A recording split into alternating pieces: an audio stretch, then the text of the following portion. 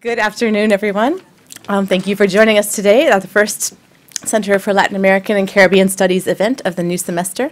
My name is Jessica Leineweaver. I'm the director of the center, and it's a pleasure to introduce this panel on credible fear. It's a panel on working with asylum seekers in Dilley, Texas, which is something both the women here have done and will talk with us about their experiences with. It's a real pleasure to welcome back Sarah Osten. Welcome her back to Brown.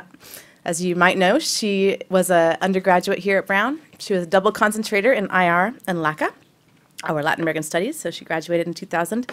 She also holds a master's degree from University of Chicago in Latin American and Caribbean Studies, and then she went the historian path and got her PhD in history at Chicago.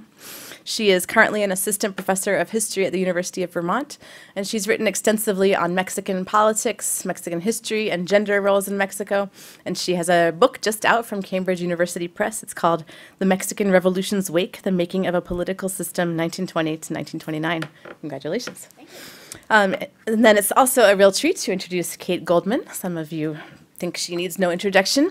Kate holds a bachelor's degree in political science and modern languages from Union College and a master's degree in Latin American literature from Rutgers, the State University of New Jersey, with a capital T. Prior to coming to Brown, Kate worked as a translator and as a teacher in Chile and the US.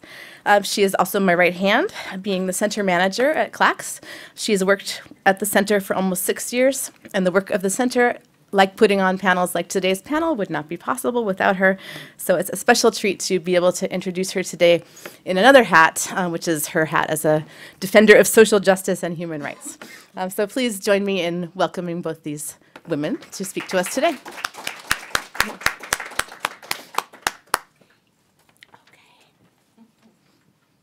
Thank you, Jessa. Hi, everybody. Welcome to the Spring 2019 event series for CLACS.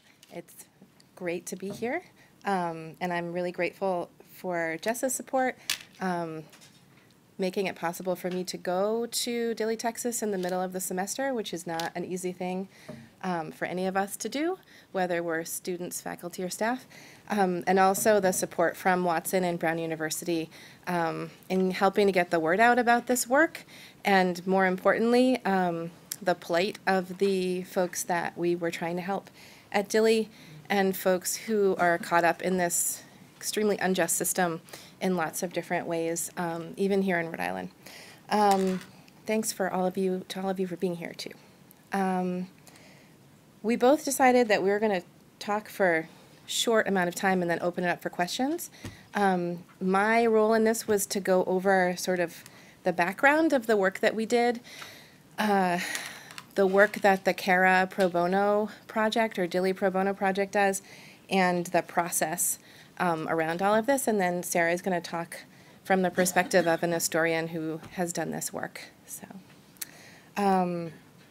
we both signed up as volunteers with the CARA Pro Bono project, which is also known as the Dilley Pro Bono project, which brings teams into the South Texas Family Residential Center, or what we call the baby jail, once a week. You can find them online. And you can sign up to volunteer or donate or just learn more about the work that they do quite easily on their website. This is an aerial shot of the Dilley, the center. The only part that we were allowed to see was the spot where that red arrow is, which is the trailer where we were working. Just to give you an idea of what it was like inside, it was a big open space full of people, and on the perimeter there were 10 offices, and then there were segregated bathrooms, one set for the clients and one set for us, and the TV room where the kids could hang out while we spoke with their moms. Right next to that, to your right, is the court, which is actually just another trailer that has a video feed to a judge who's in Pearsall, Texas. At least the processes that I saw were handled by a judge in Pearsall, Texas. No one is actually there. It's not actually a courtroom. It's all video feed. And then behind that is a smaller trailer where I did one of the charlas, or workshops, that we gave, which I'll talk about a little bit more. But just so that you know, none of us were allowed to see any of the rest of the complex at any time. And this is the only image that I would have because we weren't allowed to bring in cameras, cell phones, or anything else to get images or video out of what was going on there. So the basics are that up to 2,000 women and children are held at Dilley at any given time. When we were there, I think it was at 1,900. That number ebbs and flows depending on the arbitrary decisions of ICE or USCIS or the government. I think it was at a very low number right around Christmas. They were mass releasing folks, and now the numbers are going back up. No one's actually sure why. The folks that we worked with are mainly from Honduras, El Salvador, and Guatemala. Some of them turn themselves in at border crossing stations, many don't. And all of them are claiming to have a credible fear of returning to their home country. The process for them was generally their journey from their country to the border. They would be detained and held in an hielera and perrera, usually in that order, and then they would be transferred to Dilley. This is an image of a perrera, which is it means dog kennel. These are generally empty big box stores that are converted into holding stations for folks who are being processed. You can see the porta potties, the metal blankets, and folks are sleeping on the floor on these mats. The hielera, which is usually the first place that people go to, is it means the ice box, and it's called that because of how cold it is in there. Everyone we talked to, or that I talked to, had been through this process before reaching Dilley, often with an infant or toddler. So the team, that's us, is interpreters and attorneys from all over the U.S. Most of us had never met before. Some, but not all of us, spoke Spanish. Sarah and I had volunteered to go as interpreters. We didn't know each other. We just happened to go the same week, and there was this coincidental link through Brown. Oddly, that also happened the first time I did this work in Albany, New York. I met a LACA concentrator from the 2000s who was there. We're everywhere. This is an amazing place to be. And each of us committed to doing 5 12-hour days inside of the facility.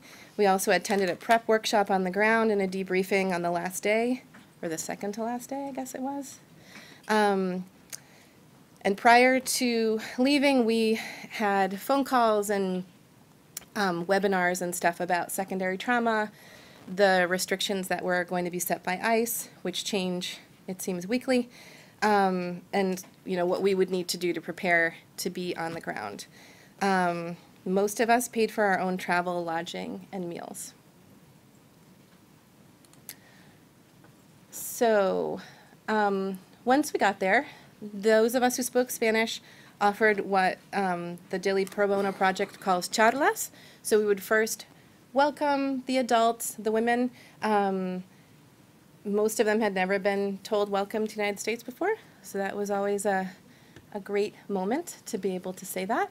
We would tell them we were happy that they were there and help them complete paperwork authorizing us to represent them.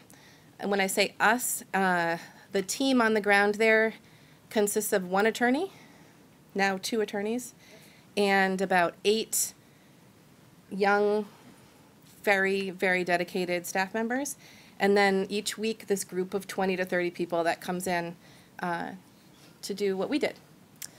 The second charla is called the CFI prep, which is explaining what the credible fear interview preparation process is. And this is the bulk of the work that we did while we were there.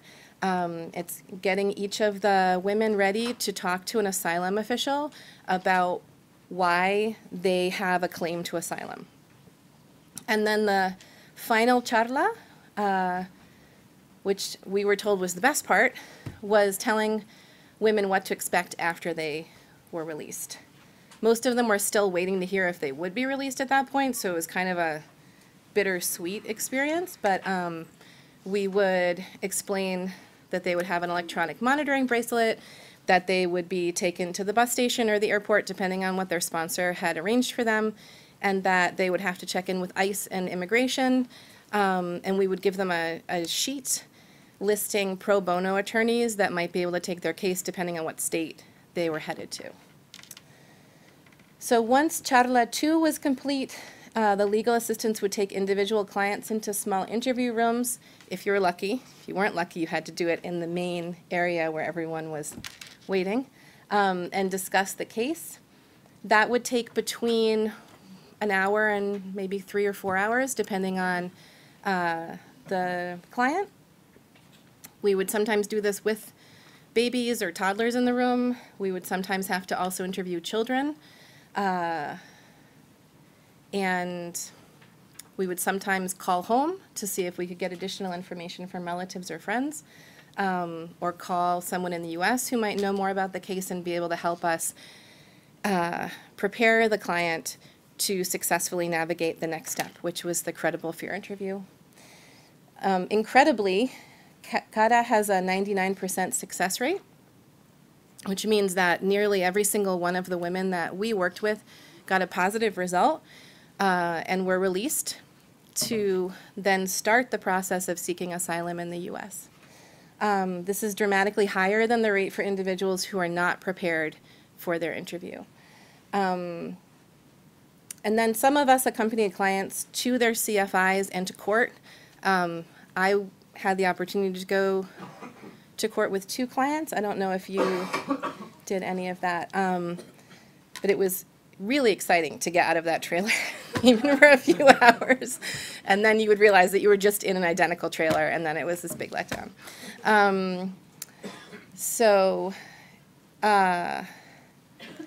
I guess some of the parts of the experience that are important to share, just getting into the facility was really intimidating. It's higher security than, say, getting onto a plane. Folks who were really organized had a clear backpack, because then they could just go through. If you didn't have a clear backpack, you had to take everything out of your bag and have it checked by ICE. No phones. We were allowed to bring in tablets and computers to take notes and stuff, but other than that, I think we were allowed 2 cough drops, 1 ibuprofen. Someone had their Listerine taken away from them because it wasn't the right brand. It was really frustrating. And then we had these overwhelming numbers of clients and this pressure to learn the process on the ground and just do it. And I was telling somebody the other day that I felt like the staff deliberately ignored us for the first 3 hours that we were there, just to like get us to just start, you know, and we've trained you, you know what to do, it's your turn to carry this work forward. And so we would really quickly be independently handling these cases on our own or in teams of 2. It was exhausting. There were a lot of tears, I would say, from all of us. All of the kids that I saw were sick, and so many of us also got sick. And one of the most striking things for me is that apart from having decorated the trailer for Halloween, there was no comfort anywhere. There were no blankies, stuffed animals, toys, and that, I think, was just a constant reminder that this was not a normal situation where you would be interacting with moms and their babies. Although Sarah did set up a laptop to let kids watch Cars probably 200 times over the course of the 5 days. All children of all ages, genders, and cultures love the movie Cars. Yep. That's another shot. I didn't take this picture. We weren't allowed to take pictures, but this is another view of the trailer, or one of the trailers. So more about the actual experience of being there. Dilley is a remote part of the country. It's located about an hour and a half south of San Antonio. There's nothing there. There's no public transportation. We all had to rent cars after we flew in to the various airports. The water there is contaminated because of fracking and because there are so many inmates in Dilley, because that's their main industry, that their sewer system and water system is completely overwhelmed. So all of us were told to buy 20 gallons of water and bring it down with us and then into the facility each day. our clients had to drink the water.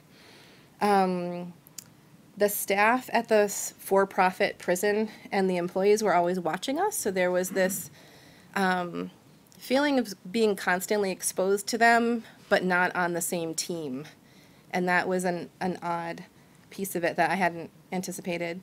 I had talked a little about the remote court, but one thing that struck me was that the court-appointed interpreter would only translate what our client said, but would not tell our client what anyone else said. So in some cases, our client would be told by the judge that she was going to be deported, but wouldn't know that she'd been told that until we got her out of the room and could explain what was going on. We've all heard about the high-profile cases of kids who've died, including a toddler who was at Dilley last summer. The medical treatment was awful. There's no psychological counseling available that I knew of or readily available. And the entire system was just trauma on top of trauma. So all of the clients report being victimized by someone, a gang, family member, the police, or the government, and then they're re-victimized by human traffickers and other people along the way, and then upon arrival in the U.S. and then in these detention centers. When we arrived, the folks at CADA told us that they expect them to be there for at least 5 years. The contract for Core Civic, which is the company that runs the baby jail, was just renewed as part of a $1 billion deal about a week before we went. There are thousands of people who are being processed each month, and there's no end in sight for any of them. Some elected officials have visited the area, including Cicilline from Rhode Island.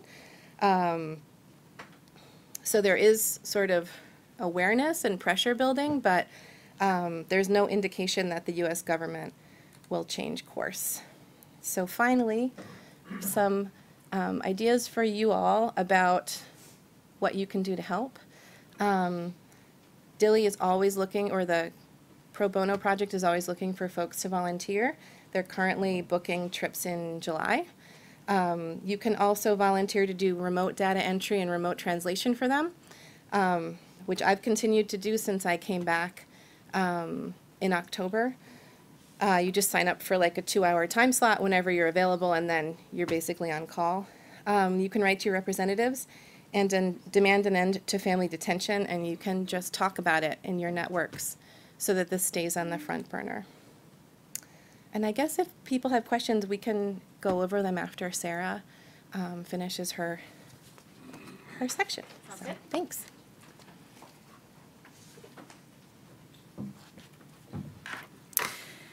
Hi. Thanks to all of you for coming. Thanks to Kate for inviting me. Thank you to the Watson Institute and to Brown for having me. It's nice to be back. I came to Brown as an undergraduate wanting to study Central America. I ended up studying Mexico, but it feels particularly fitting that I have come back to talk about Central America. So I'm a trained historian, and I sort of thought about how I wanted to structure my comments today, and I decided that I'm going to talk about sort of my historian's perspective on why people are leaving Central America, the refugee crisis, the crisis of gang violence in Central America, principally but not exclusively in El Salvador, Honduras, and Guatemala, and then sort of what I learned about the reality of those things talking to our clients in these credible fear preparations. As a Mexicanist historian, my principal training in these issues is actually in my capacity as an educator. So I think this will also sort of permanently change how I teach about Central America and gangs. Particularly, I teach a course on drug trafficking in Latin America we spend about a week on Central America and its role in the global drug traffic. So all of these perspectives as a historian, as a Latin Americanist, that's what I brought with me to Dilley initially. And So first thing, I've sort of, again, divided this into things I thought I knew and understood really well because of my professional training, because of my longstanding interest in Central America. So the first thing I thought I knew and understood really well is that Central American gangs constitute a long-term social and political crisis in the region. And this has long historical roots. We've all been hearing a lot about MS-13 in particular in this country over the past several years for particular political reasons.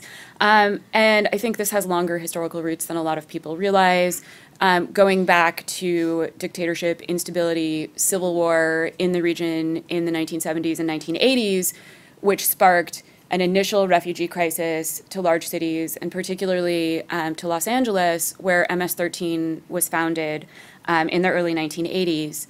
And so MS-13 is actually a product of the United States. You have refugees arriving in cities like LA, not receiving a lot of support or social services, and either founding or joining gangs as a sort of mutual aid type structure with a side of criminality and violence. And then in the 1990s, when criminal justice changed in the United States for various reasons that we don't have time to get into today, you have effectively a mass deportation of anyone affiliated with one of these gangs, if they were convicted of a crime, back to countries like Honduras, El Salvador, and Guatemala, precisely at the moment that these countries were putting themselves back together after these civil wars. So you have weak states, poorly institutionalized policing, high levels of corruption and criminal impunity, and you have states that are really not prepared to deal with an influx of gang members.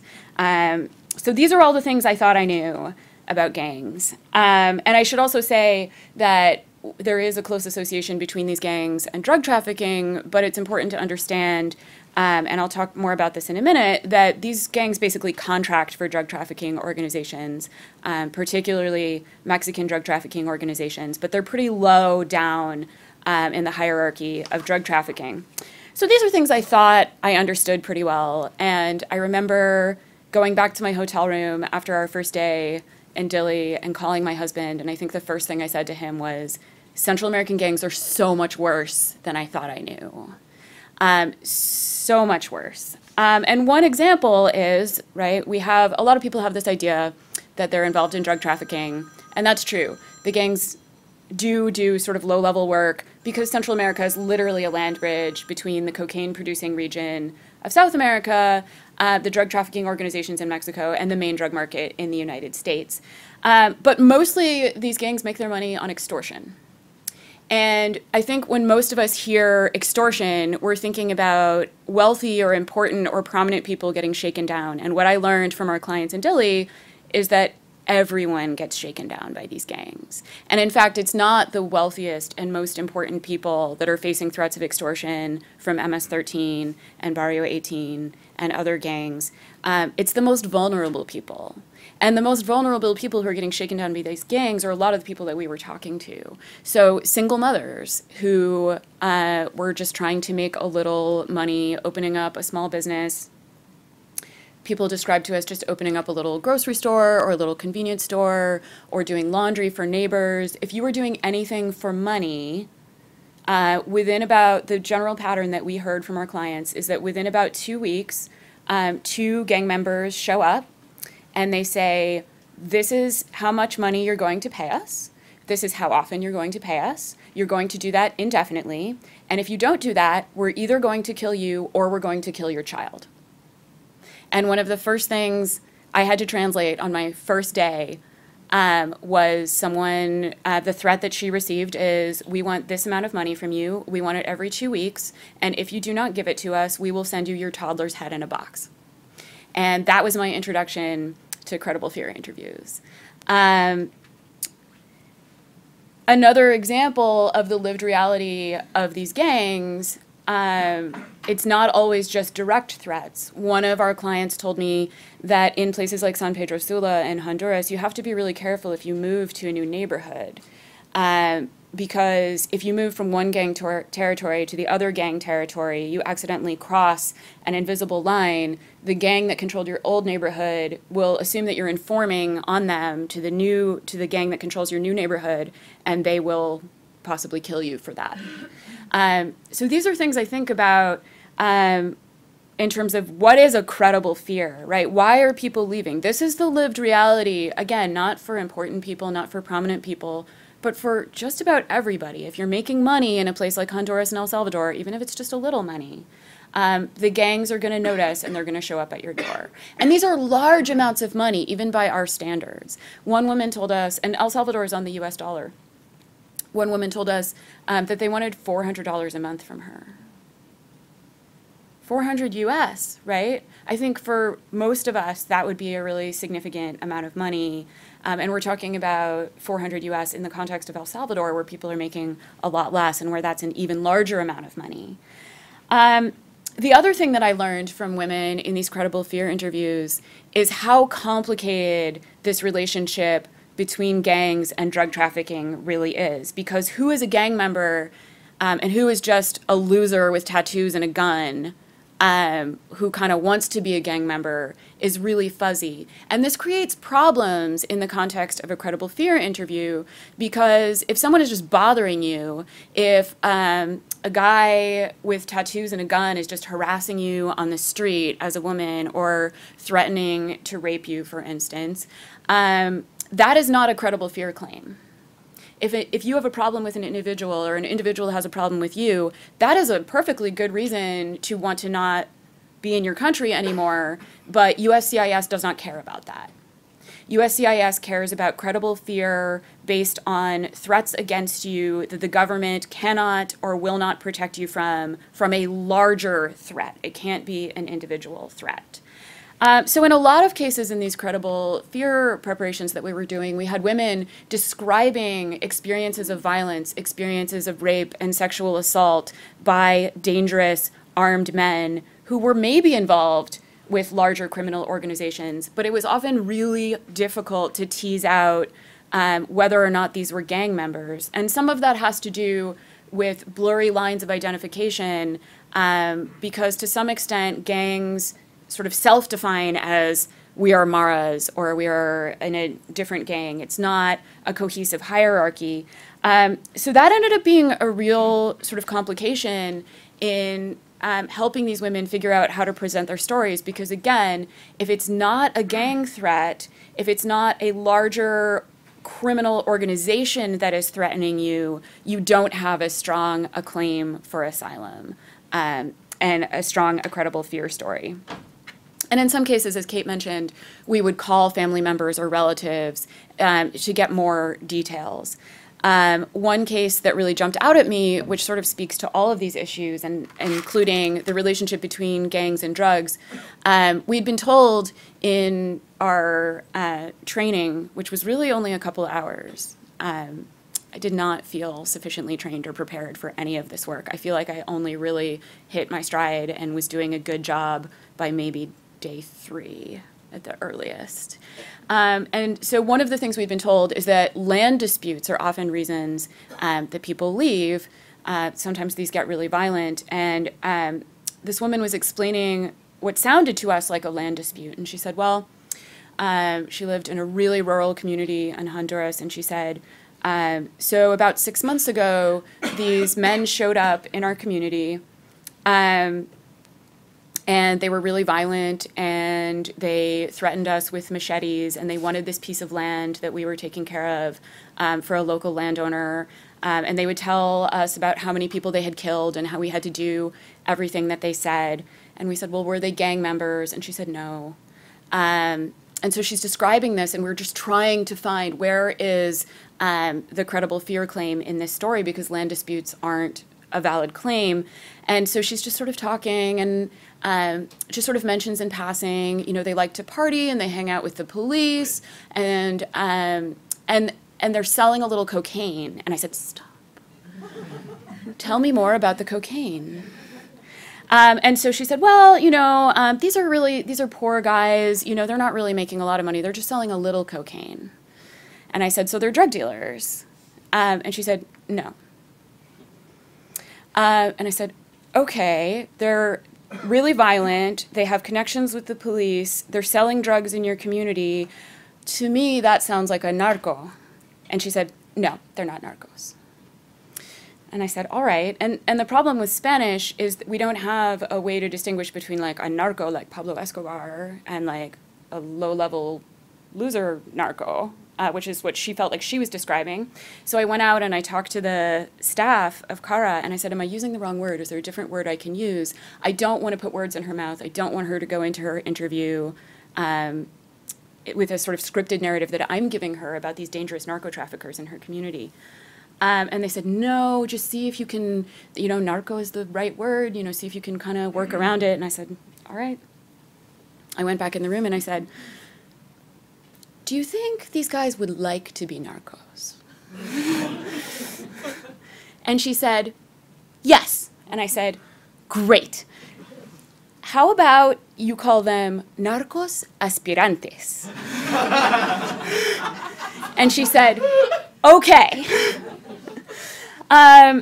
And so then we called her husband just to sort of get some additional details about this story, and he was a lovely man, and we got him on the phone, and I said, well, your wife, we've been talking to your wife, and she described the situation to us, and we just want to make sure that we have all the relevant information. She told us these dangerous men showed up, and they're really heavily armed, and they're working with the police, and they started selling drugs and threatening everybody, and he said, oh yeah, the narcos. So I tell this story to emphasize that, again, it's not always clear exactly the nature of the threat. And the way someone experiences a threat is not necessarily the way an asylum officer is going to mark this as, yes, a positive result. And we had to be really careful, again, about giving people a narrative of their own stories that was going to feel real and sincere to them. I didn't want her to go in and give my interpretation of what I heard. But in this case, her husband hadn't told her that they were narco traffickers because he was trying to protect her. This brings me to another second thing I thought I knew and I understood, which is the degree to which this is specifically a women's issue and the ways in which women are specifically affected and targeted by gang violence in Central America. I knew as a historian who's taught extensively about Guatemala in particular, that sexual violence and rape have been used as tools of state terror in Guatemala, but across Central America for a really long time. I knew that women are at much greater personal and physical risk in transit to the United States, particularly rape and sexual assault. But I didn't understand the degree. I didn't anticipate that almost every woman I talked to had some experience of sexual abuse, assault, or rape, often by a family member, often by a partner, often both. I was not fully prepared for that. And I think this was an instance in which people who were not as fluent in Spanish were at a disadvantage because women never used the word rape. I don't think I had a single woman I talked to who described her experience as having been raped. They always sort of talked around it, sort of alluded to what had happened to them. I also think that male attorneys and interpreters were really at a disadvantage in this regard because people would just sort of mention something in passing, not using those words. We had one woman who was talking about feeling afraid for her children and for her daughter in particular. And she said, just again, sort of in passing as an aside, she said, I don't want what happened to me to happen to her. And I paused and I, again, it feels like poking someone's most tender emotional spot. It's a really tricky balance. And I sort of got her talking about it, and she told us that she had been raped by her grandfather when she was 11, and she'd never told anyone about this. We were the first people, she was in her 40s. This was the first time she'd ever talked about this. Which brings me to another thing that I learned, which was the reality for so many of the women that we spoke to, which is that these women have experienced multiple generations and cycles of violence. I don't know what your experience was, but we encountered so many women who had fled an abusive home and an abusive childhood, usually in their mid-teens, into the arms of an abusive older man. where they experienced literal imprisonment in some cases by male partners, threat of violence, kidnapping of children, by estranged partners in particular. We had one woman who told us that she had basically been held prisoner by her in-laws after her husband had migrated to the United States. And again, it's these things that people say in passing. She said, well, I only had one key. And I said, what do you mean? And she said, well, I only had one key, and there were 4 locks on my door. The third thing that I thought I knew and I understood is the long-term weakness and fragility of Central American states and how that's impacting the real lived experience that people have and why they're leaving. I think the one question that reliably got a laugh out of all of our clients, it was the question we had to ask everyone, was, all right, you've just explained this horrible thing that happened to you. Why didn't you call the police? And everyone just looked at me like, what is wrong with you? And the lived reality in places like El Salvador and Honduras is that there is a much stronger alliance between local police and gangs than between local police and the community that they're supposed to serve. And almost invariably, if you go to the police, they will tell the gang that you have ratted them out, and you will be in a much worse situation than you were already in. Again, these are things that I knew intellectually, but I didn't really understand the extent of it. And as part of a credible fear case, you have to demonstrate that you experienced a threat that your government was either unwilling or unable to protect you from. But as part of that, you have to talk about why you know that the government wouldn't protect you. And that's a really hard thing to prove, because everybody knows in places like this that you cannot go to the police. And that will make your situation meaningfully worse in most cases. And what was really remarkable to me, as a follow-up question, we were supposed to ask, do you know anyone who has gone to the police, and what happened? And what was really remarkable to me is that most people were able to say, oh, I have a friend or a cousin or a neighbor who had this happen and went to the police, and then her son got killed. Almost everyone had a story like that. The fourth thing I thought I knew and I understood really well is the human trafficking part of this story, and literally the money that goes into it, and something that I had never even considered, which is, where does the money come from? And in most cases, the people that we were talking to are people who are able to call a friend or a relative almost exclusively in the United States and say, I need $10,000 tomorrow. And I want you to think about your own lives and think about your meaningful ability to come up with $10,000 for a family member who's being threatened, or who has a child being threatened with death, and whether or not you would be able to just come up with $10,000. And I think the answer for most people is no, right? So it's very remarkable that families and friends in the United States are able to do this. I'm assuming they're taking out mortgages, taking out high-interest loans in order to do this. To pay a human trafficker for one person from Central America to the United States costs between $10,000 and $15,000.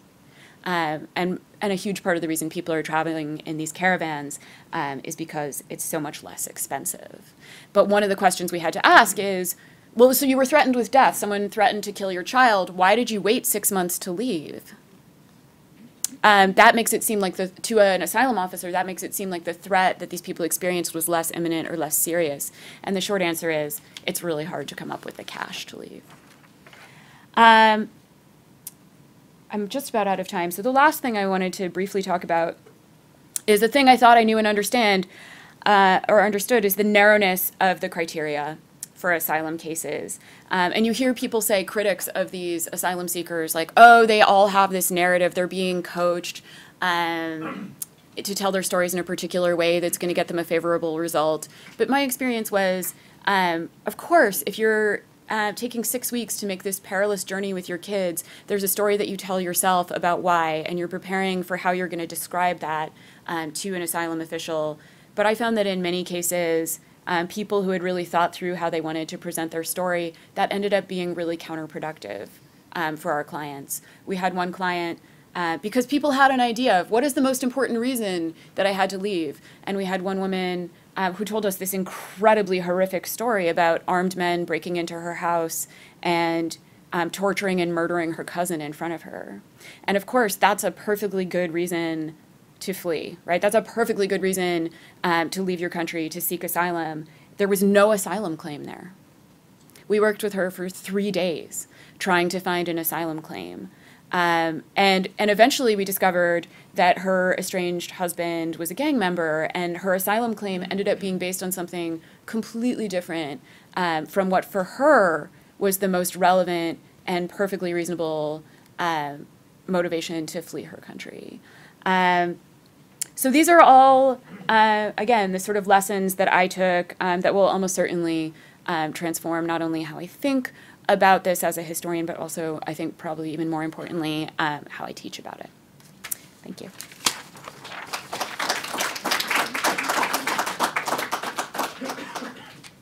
I just want to add, before we open up for questions, that I think for us it kind of goes without saying that these women were incredibly brave. They are so inspiring to talk to. Every single day is heartbreaking. And I think that when you've been in the situation, you sort of forget to say that part of it.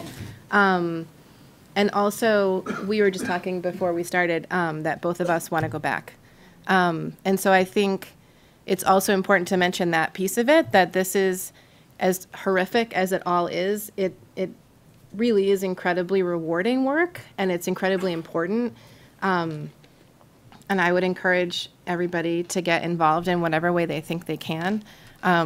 Obviously, not everybody can get on a plane and disappear for a week, but there are lots and lots of ways to get involved, even here on campus. So I know my friend Richard Snyder went to San Antonio and was working in the bus station, because once folks are released from Dilley, they go to the bus station, and that's like a completely different process. And then once they get to the various cities that they're going to, which include Providence and Boston, that's another process.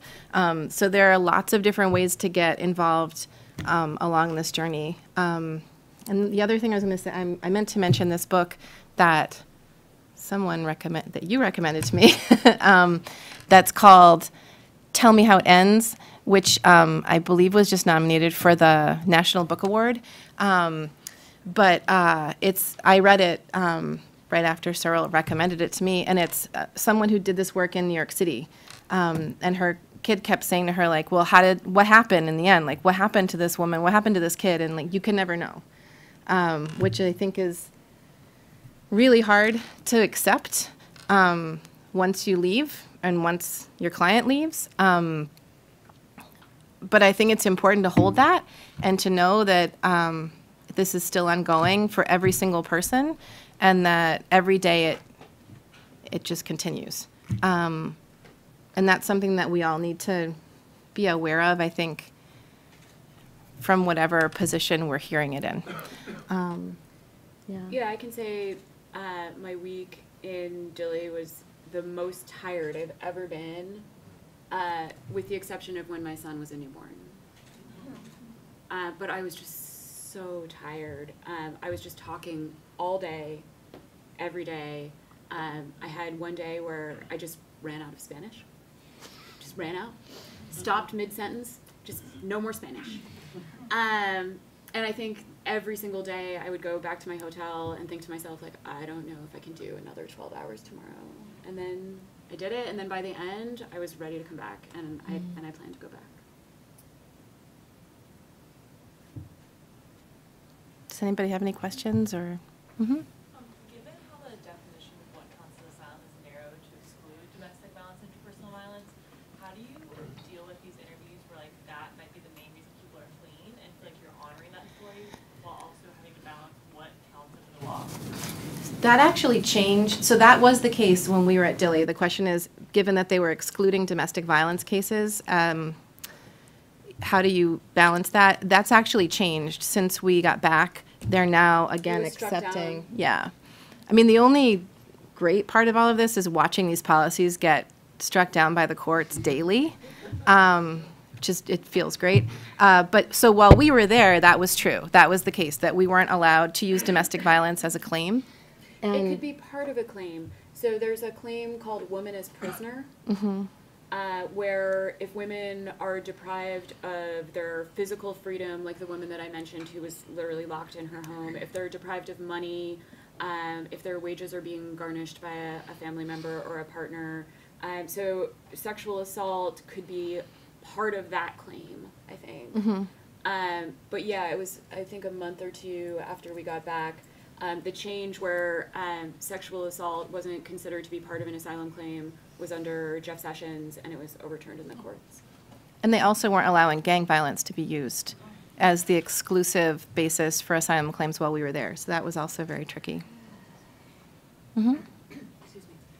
Are they separating the children from their mothers at these centers? Are they in another place, or are these women that can stay with their children?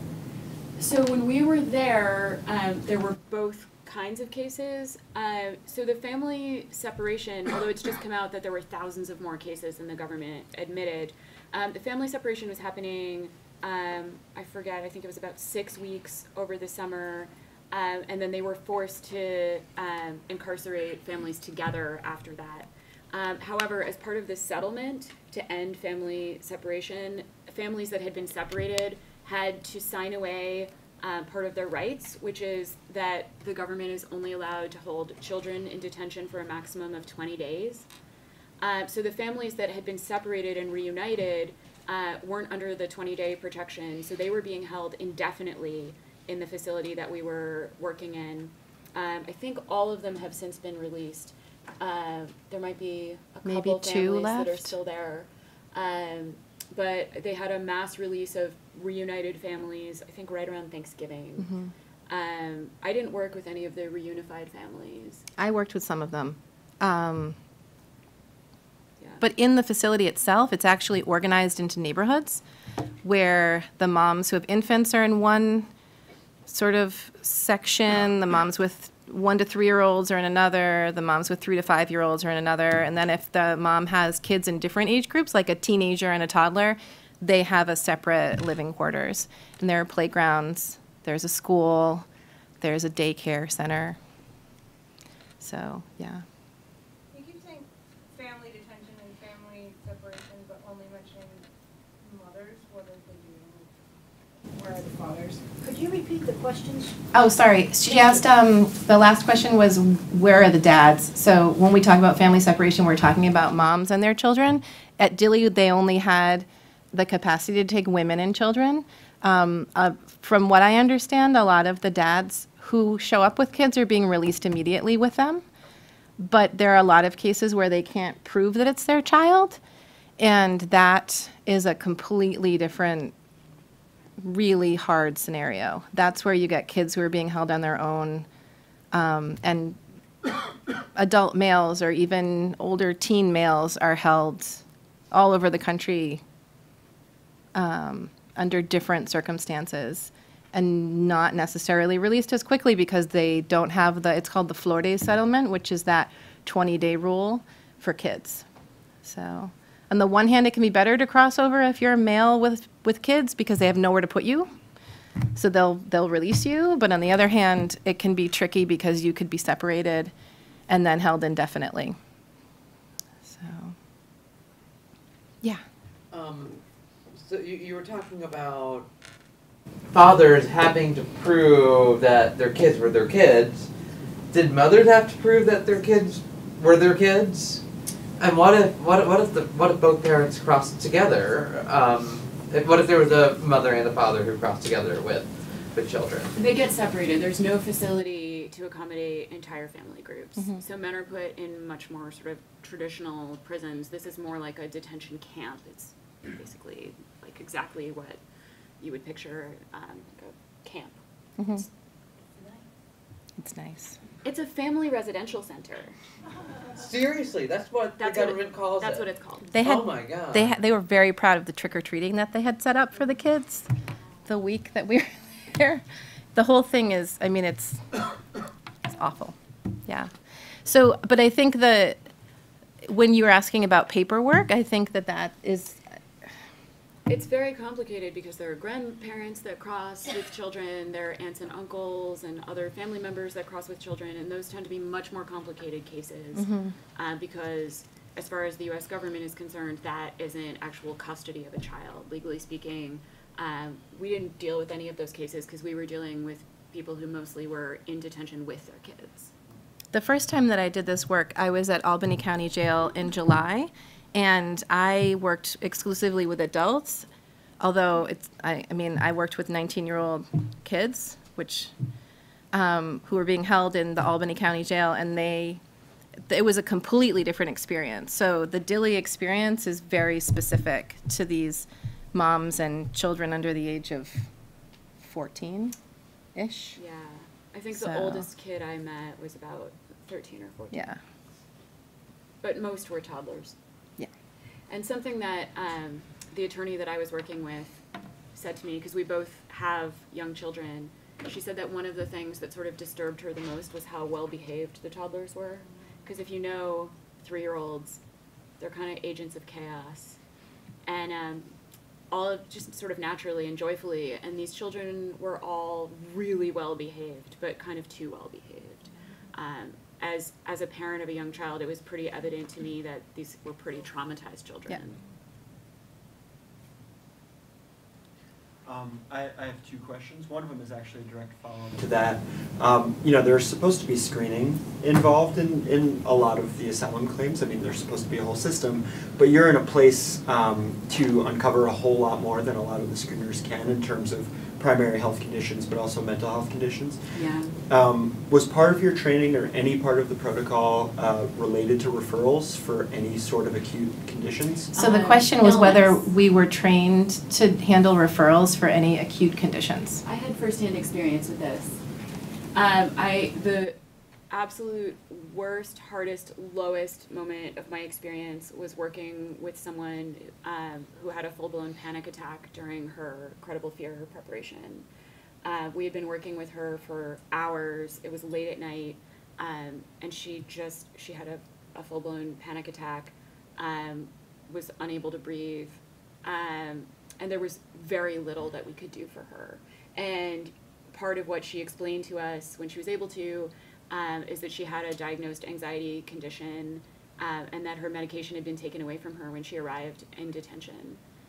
And they had told her, you can come back to the clinic if you need it. The wait for the clinic was usually described as around 7 hours. And so she and that your kids are missing meals while they're waiting with you. I mean, it's not... So she couldn't breathe. I went running out of the interview room just screaming, I need help, I need help. Core Civic staff members came over. I said she needs to see a doctor.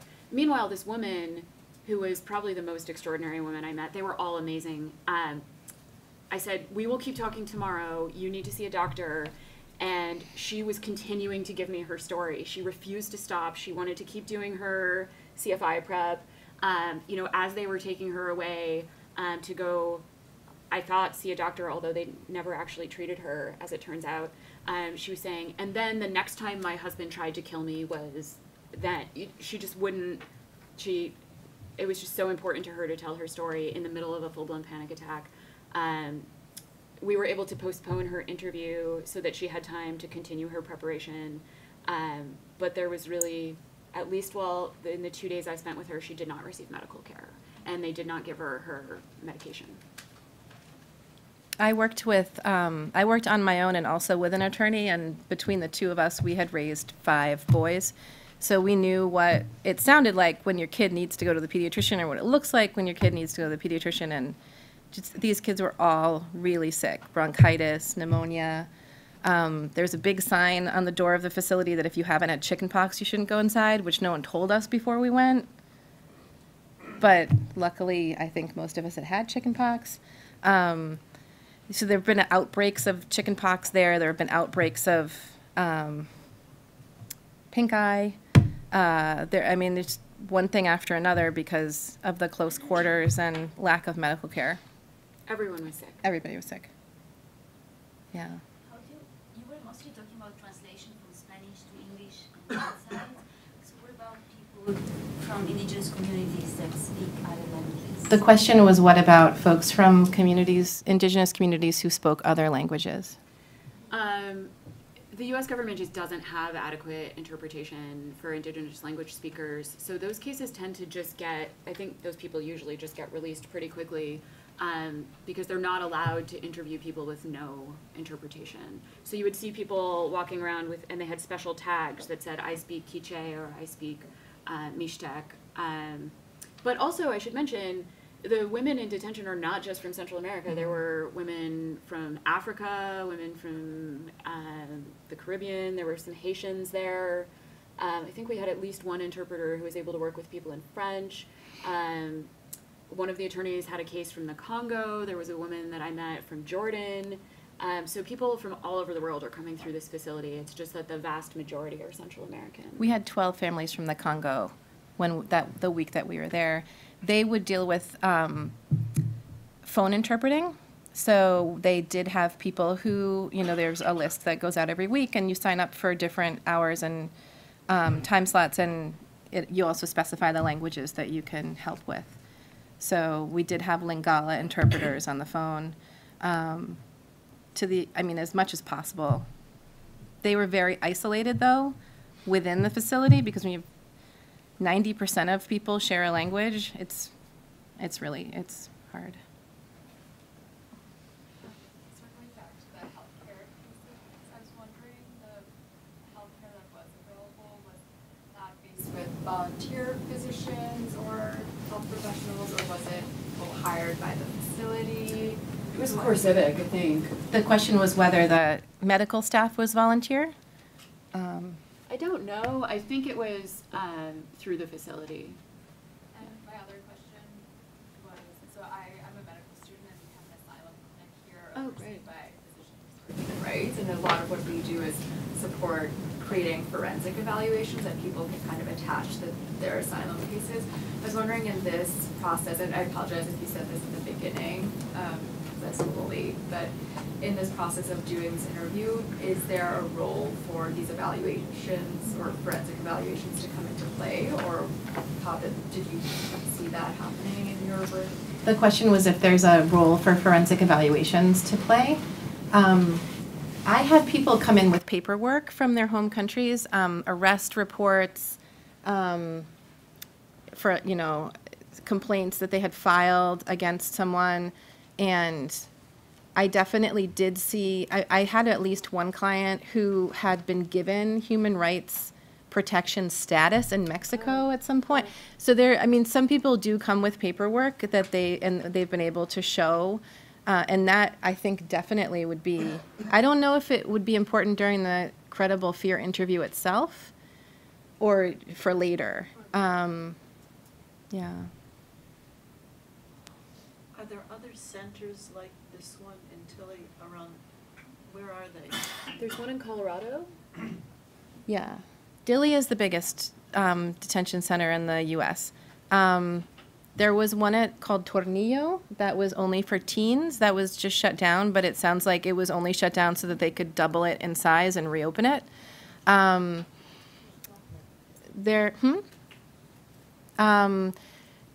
I was at the Albany County Jail in July because they dropped off 300 people there because there was no room anywhere else for them.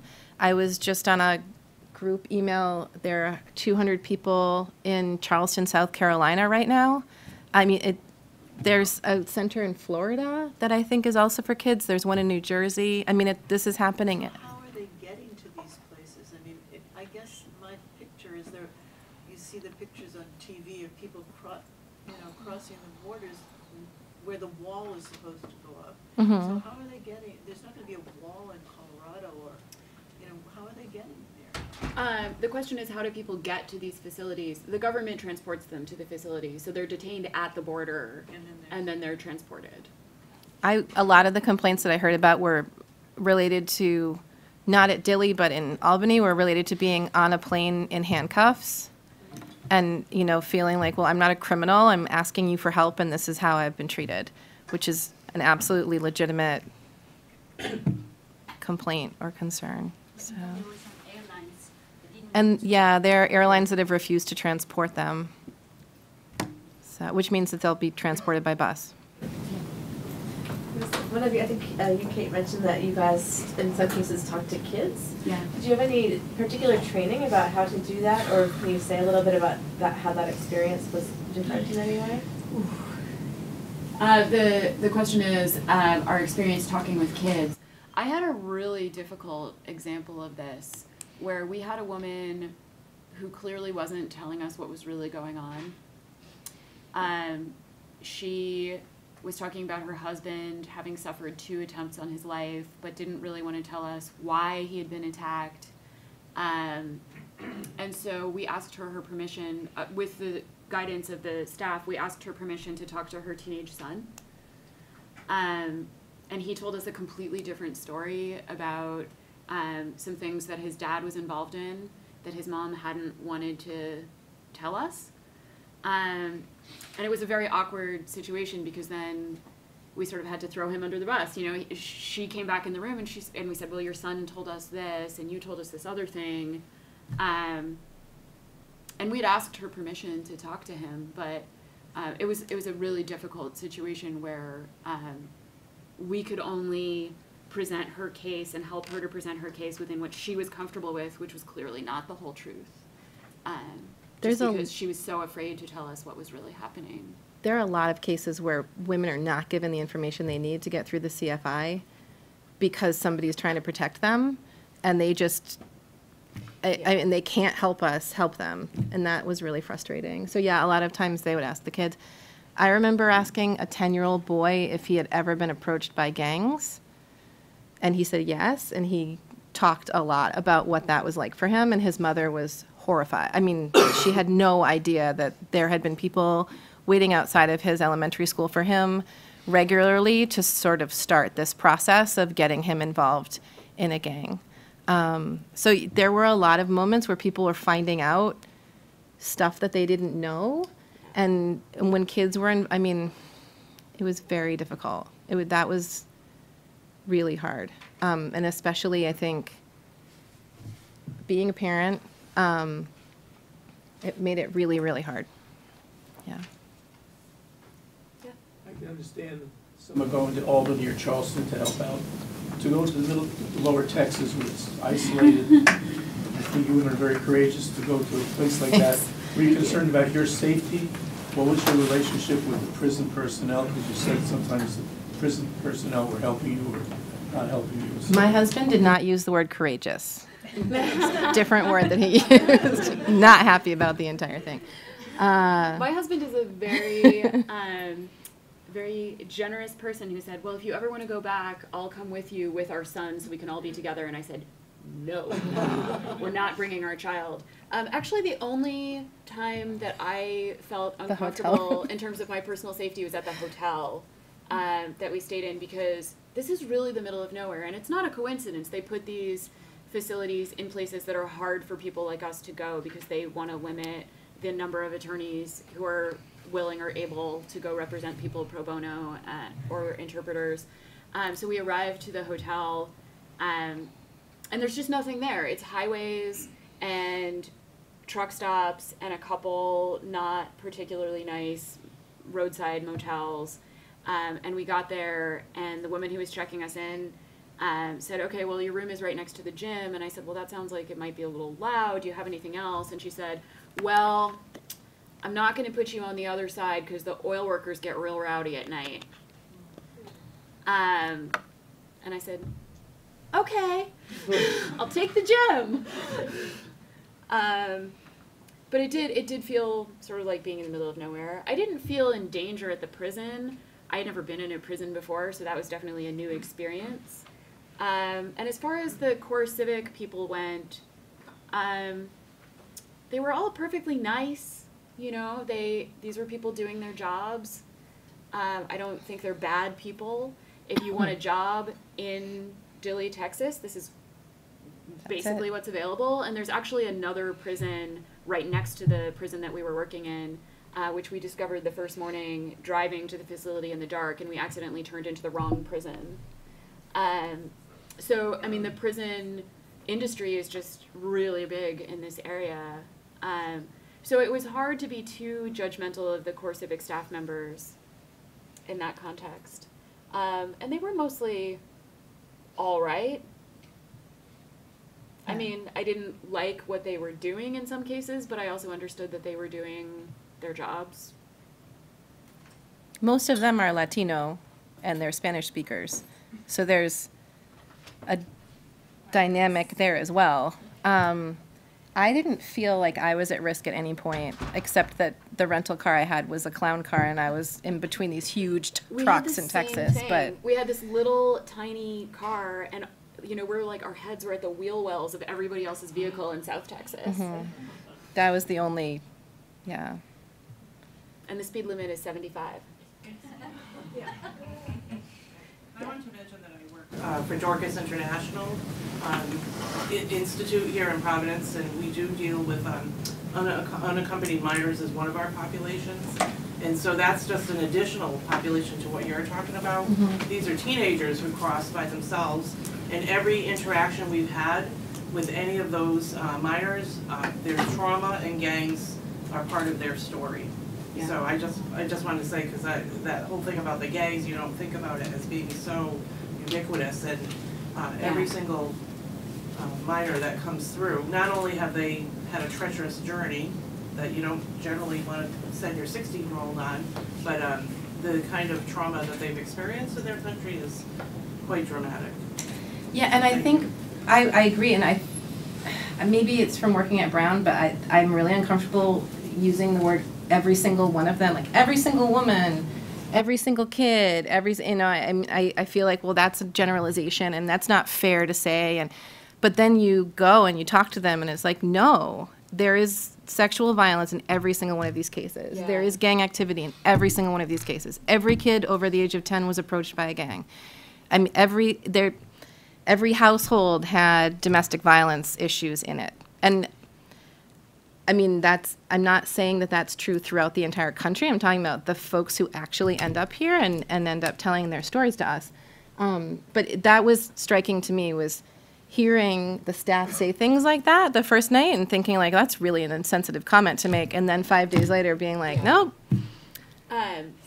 We had one client who told us, I think her husband was already working in the U.S., and we were asking her about him, and she said, he's wonderful, we have a great relationship, it's very respectful, we're very loyal to each other, I love him so much. And the attorney and I that we're talking to were like, we finally heard about a happy relationship. And I think it was really the only one. Every night I would go back to the hotel and call my husband and sort of vent and just sort of get things off my chest. And I think, as I said the first night, it was like, Central American gangs are so bad, even worse than I thought. And I think the nutshell version he got the next night was, men are garbage. Because I just heard about so many awful men all day long. I took my son and my daughter to Salvador and Guatemala in the 80s and the 90s, each of them separately when they were in high school. And there were no gangs at the time, but there were death squads funded by our government. Yeah. And the two are not distinct phenomena at all. There was also this thing that was going on with like the limpieza squads. Like, so there was, the gangs would come in, and then there would be this backlash against the gangs of like people who would organize to get them out. So they would kill a bunch of people, and then there would be this other, and so you never knew. There were a lot of armed groups coming through these areas that didn't always have a fancy, high-profile name like police. But that were definitely in charge at some point, and that were controlling different areas. So yeah, and that was a tricky thing. Like I said, it wasn't always clear to people whether the people they were having problems with were gang members or not. So we had one woman who was from a really rural coffee picking area in El Salvador, and we asked her why she decided to seek asylum, and she said, there are these really violent men that are killing women where I live. But she didn't know anything about them. Just, she knew that women were dying. and she was worried about her 8-year-old daughter walking to school. So again, there was always this issue of, well, that is a perfectly good reason to seek asylum versus what is actually going to be protected as part of an asylum claim. So you worked at the Albany County Jail, and you also worked in Dilley, and the detention, not prison, the Family Residential Center was run by a private for-profit company, and prison privatization, which is a whole other issue, is very much on the rise. I mean, how does working? What are the differences in conditions in working in a for-profit facility versus an actual government-run facility? I think it depends on the facility. I mean, my experience in Albany was really unique in the sense that the sheriff in charge of the jail was doing this as an activist. Whether he understands that or not, he's against the Trump policy, and he asked for those folks to go there because he felt that he could treat them better. That's not always the case. So he did everything he could to train his staff in how to treat the detainees, that they're not criminals. This is not the same protocol. That, you know, the visiting hours were supposed to be for 2 hours at a time, and they would come in and say, you have 15 minutes left, and then an hour later they would come back and be like, yeah, they said we should come back and tell you to wrap it up. And then an hour, you know, so they really really wanted it to work. They wanted us to be there. They wanted us to help these folks. The group that I heard about in Charleston, I received an email saying that 67% of them had their credible fear interviews with no legal preparation at all. And part of that is, I don't think all of it is because of the staff at the jail, but I mean, clearly it'll depend on each individual staff or group or leadership, you know, and how they treat people, what they allow in their facility, who they let in. It was different at this facility too, because in Albany I just showed up and gave someone my driver's license, but to go to Dilley we had to submit a lot of paperwork like 6 weeks in advance, and if you're not an attorney they don't have to let you in. So you can't just go. I mean, there's a pretty rigorous process involved. So, because it's an ICE facility. There was something about a cell phone release, but we didn't bring our cell phones in, so that didn't matter. But or a device release or something like that. I don't know if I gave them permission to. Yeah, it was a electronic device. We had to give them unlimited permission to look at any device that we brought into the facility. So I brought an empty laptop. I didn't. But I only used my laptop to show cars, as it turned out, so it didn't really matter. Well, Brown, you can get a loaner laptop from the CIT.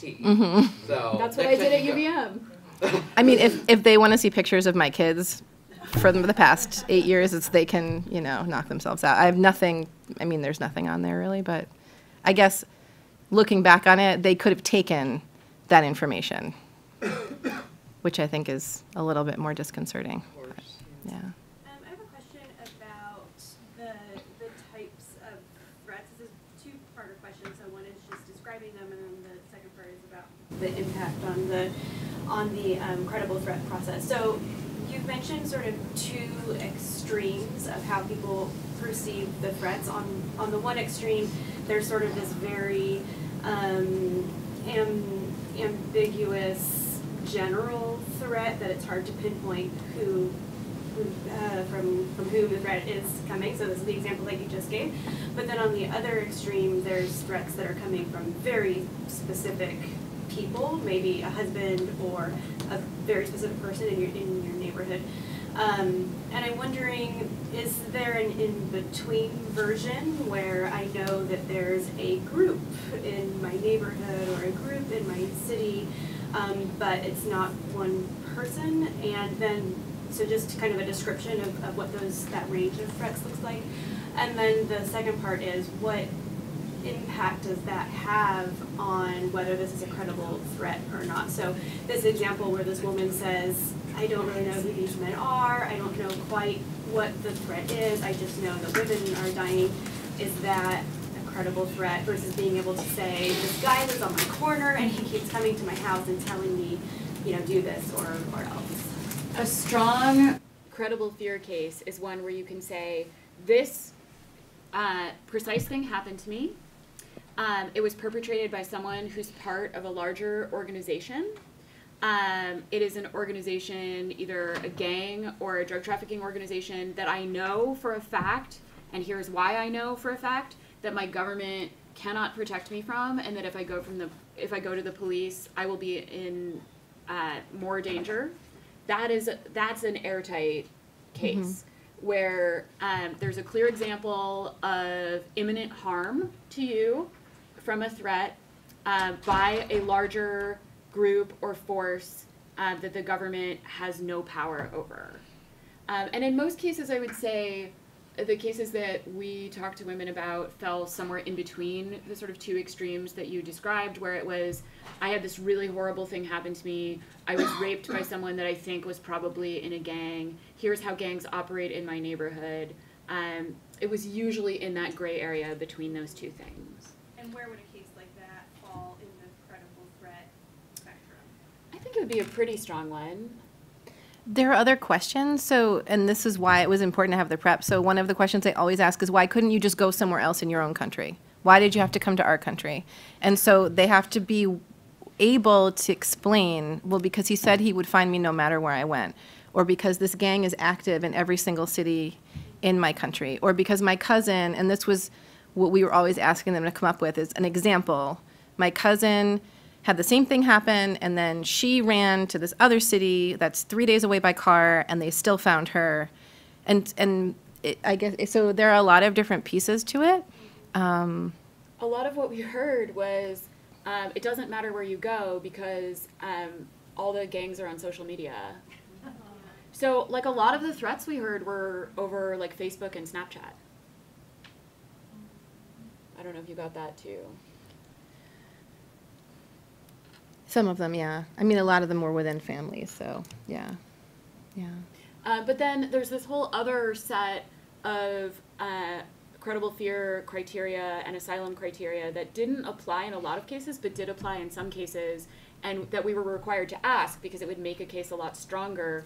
And so we were in these weird situations where a woman would describe horrific things that had happened to her, and then we would sort of wrap up talking about how she was going to explain that to an asylum official, and then we'd say, but did your rapist ever say anything about your race or religion? Did your husband stop you from going to church? And people would just look at us like... Or does he think you're a feminist? Have you ever marched? Have you ever, and so we're trying to, because there's this political opinion. Yeah, and so... But in a few cases, in most cases, people looked at me like I was insane.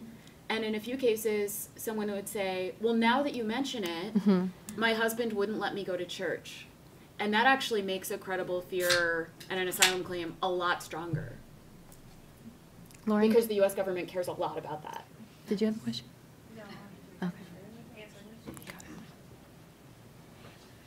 So I was thinking again about the matter of translation, because you are like a particular kind of interpreters, right? Because at the same time you have to be somehow to take into account the psychology of the person, the medical issues, the family issues. It's complex. So yeah. I'm wondering, like, many of our students usually go for internships, with like U.S. attorneys of immigration, and they do like this, not in this kind of places, but they do this service of translation and interpretation. So I was wondering if you have any suggestion how we can prepare them, like somehow better to accomplish this kind of service, given the fact that when we we teach translation, there's no interpretation I think here, but when we teach translation, we translate texts. It's not interpretation, and they are not exposed to all this complexity of, it's a mediation warning, right? I think everything that you've ever learned about anything is irrelevant in this context. I do. I mean, I think if you've been trained as a psychologist, you would never tell someone, like, I have 90 minutes to get to the really good stuff, so can we, like, I mean, you would never do that. You don't know me, but I'm going to ask you now if you have gone through these 25 things that might help you. You would never interview a kid with or without his parents' permission, in or not within their presence, and ask them the kind of questions that we asked. I mean, there's no, and the vocabulary, I mean, the stuff that, the terms that people have created to describe what gangs do to people's bodies are ever changing, and they're not in any dictionary, and I mean, and then what you were saying about people sort of not naming things, or the cultural differences where what I might describe as domestic servitude is everyday life in some communities for women, that they would not consider to be a human rights violation or a part of their claim. I mean, I think that the linguistic part is the least important part here, and I think it's really hard. We had we had a case. It was a woman that we had worked with over, I think, 2 days. She was very young. I think she was only about 20, and we sort of realized that as we were talking to her, and she was one of these women who had fled a really abusive home life as a child, into the home of an abusive, much older man. And as we were asking her questions about her situation, we could see over the hours that we talked to her that it was sort of occurring to her that she was being deprived of her freedom and that she had been raped. And again, this wasn't us putting words into her mouth. It was just, she was sort of, as she was having to explain her story to us, realizing how bad her situation really was. I think this sounds so sentimental, but one of the hardest things for me was that you're not allowed to touch anybody in this prison, including children. So you would have a crying kid that you couldn't hug, you couldn't hold their hands. You would have a woman telling you about being raped, terrorized, crying, couldn't hold her hand, couldn't give her a hug. Just as a human being, I found that so difficult. And the staff, I have to say, the staff are also really amazing. I don't think any of them are older than 25, and they work at least 80 hours a week, including on weekends. But they came up with this system, especially for the kids, because they're not allowed to hug them. They call it a shoulder hug, where they just kind of lean against the kid like this to provide a little bit of physical comfort that's within the bounds of what ICE and Core Civic will allow.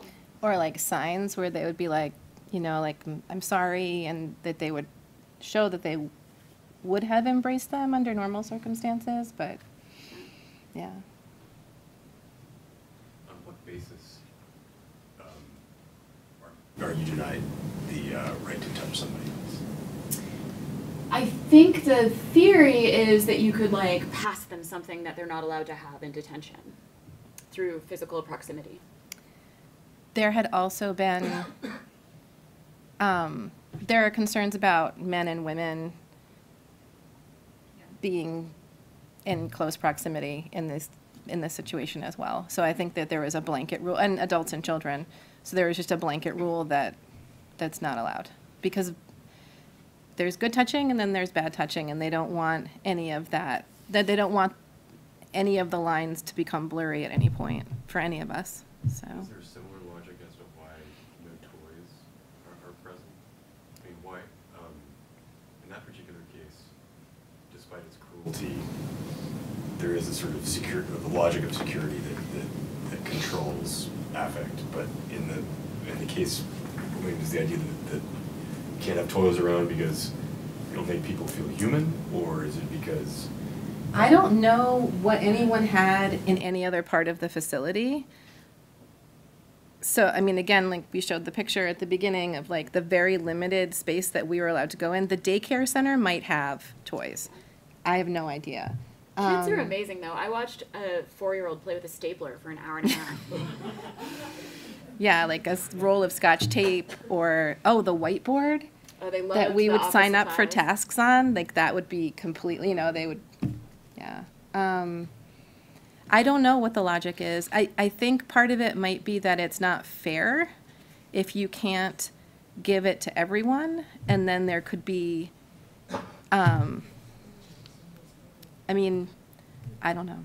I don't know what, no idea. Yeah. No, I was just going to say, we're coming to the end now. You can have the last word, and then we'll... Well, I was just going to say, a false concept of what constitutes deterrence, I think, looms large in a lot of treatment of people in this case. And I'm just wondering, you both alluded to a little bit the fact that, people have real trouble understanding what their rights are, which is part of why it's so helpful to have folks prepare them.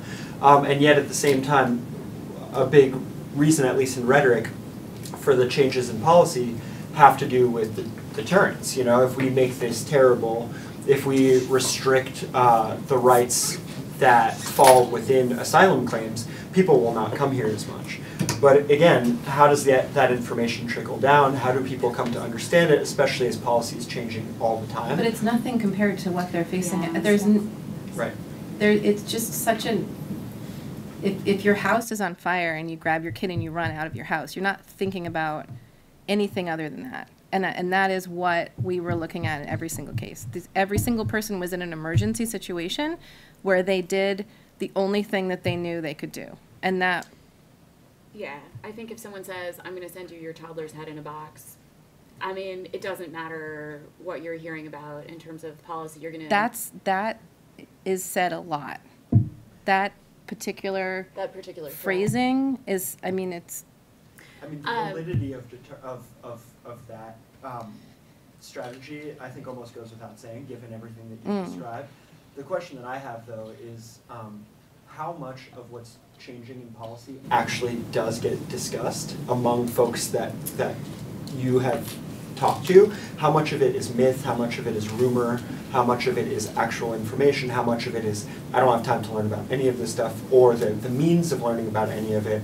There are so many different possibilities through which information about policy might be disseminated, rightly or wrongly, especially in the context of constant change. I wonder what that looks like for someone in your seats.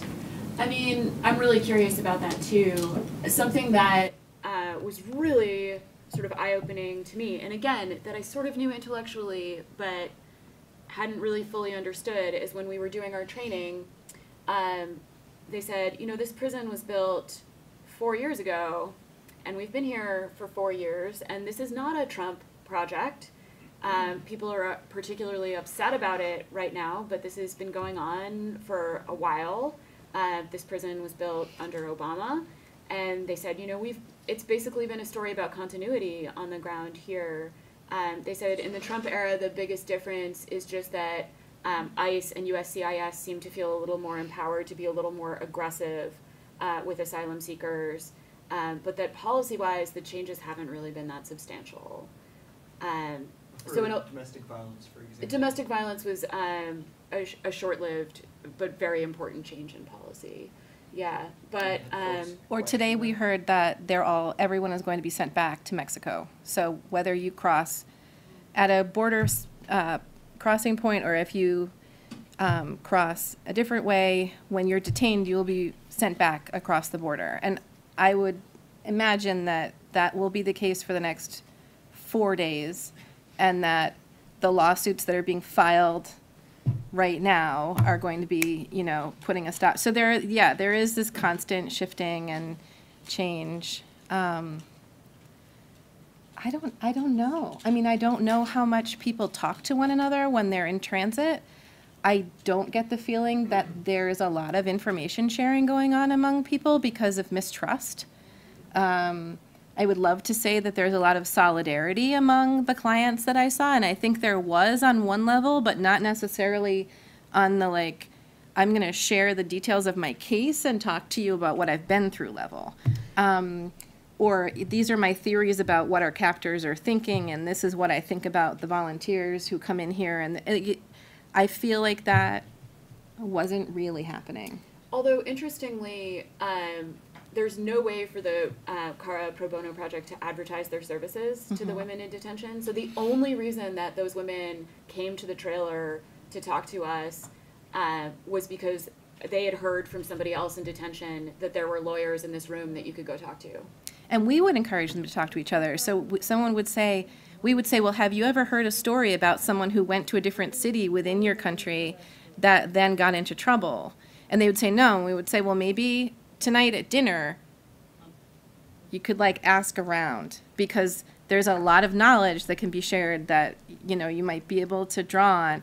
But it didn't seem to us that that was happening organically in terms of legal strategy or, you know.